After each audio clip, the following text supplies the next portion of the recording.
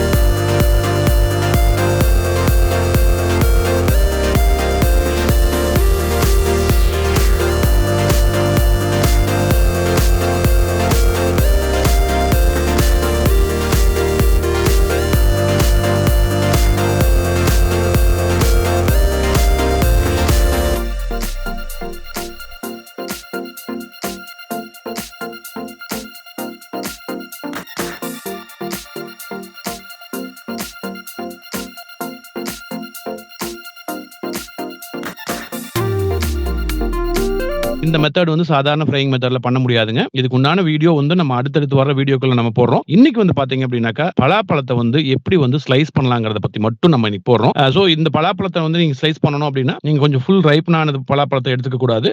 கொஞ்சம் பாதியா பழுத்தது அந்த அளவுக்கு இருக்கக்கூடிய பலாக்காயை எடுத்து அதனுடைய சோலைகளை வந்து பிரிச்சு எடுத்துட்டு அதுக்கப்புறமா வந்து அதுல இருக்கக்கூடிய கொட்டையை வந்து பிரிச்சு எடுத்ததுக்கு அப்புறமா அதுக்கப்புறம் இந்த மிஷின்ல நீங்க கொடுத்தீங்க அப்படின்னா நீள நீளமா வந்து அழகா போட்டு கொடுத்துரும். அதுக்கப்புறம் நீங்க இதை வந்து தரவாரியா பிரிச்சு, அதாவது தரவாரி அப்படின்னா என்ன சைஸ் சிலதெல்லாம் வந்து கொஞ்சம் பெருசா வந்துரும். அதனால அதுக்கப்புறமா அதை பிரிச்சு நீங்க வந்து இந்த மிஷினை வந்து அருமையா யூஸ் பண்ணலாம். சோ இந்த மிஷின் வந்து இந்த மாதிரியான பர்பஸ், அதாவது வந்து வளவளா கொலகொலான்னு இருக்கக்கூடிய கட்டிங் உண்டான பர்பஸ்க்காக வந்து தயாரிக்கப்படுறது. சோ இது மாதிரியான எந்த வகையான ஒரு ஐட்டம்ஸையும் நீங்க பண்ணலாம். நீங்க வந்து இதுக்குள்ள வந்து ஏதாவது வந்து தேங்காவை வந்து நீள நீளமா கட் பண்ணணும் அப்படிங்கிற மாதிரியா இருந்ததுன்னா 2 சைஸ்ல பண்ணலாம். பாருங்க, இந்த பக்கம் போட்டீங்க அப்படின்னாக்கா நம்மளுக்கு வந்து சின்னதா வரும், அந்த பக்கம் போட்டோம் அப்படின்னா கொஞ்சம் பெருசா வரும். சோ இந்த மிஷின் பொறுத்தளவுக்கு வந்து ஒரு வரப்பிரசாதம் தான் சொல்லணும். ஏன்னா இதை நீங்க கையில கட் பண்ணி தான் வந்து கேரளால வந்து செய்வாங்க. கையில கட் பண்ணி பண்றதுங்கிறது ரொம்ப ரொம்ப டைம் ஆகக்கூடிய ஒரு விஷயம். பட் இது அப்படி இல்ல, ரொம்ப ரொம்ப ஈஸியா வந்து அவங்களுக்கு வந்து ஸ்லைஸ் பண்ணி எடுத்துக்க முடியும். இந்த மிஷின் சர்க்குலர் பிளேட்ஸ்ல இயங்கக்கூடிய ஒரு மிஷினுங்க. சோ இந்த பிளேட்ஸ் வந்து உங்களுக்கு சுத்திக்கிட்டே இருக்கும். சோ இந்த பக்கம் இருக்கிற பிளேட் வந்து கம்மியான அளவு இருக்கும், இந்த பக்கம் இருக்கிறது கொஞ்சம் பெருசா இருக்கும், பெருசான கேப் இருக்கும். சோ அதுல வழியா நீங்க போட்டீங்க அப்படின்னாக்கா இது வந்து ஸ்லைஸ் ஆகி வந்துரும். ரொம்ப ஷார்ப்பான பிளேடு. அதனால வந்து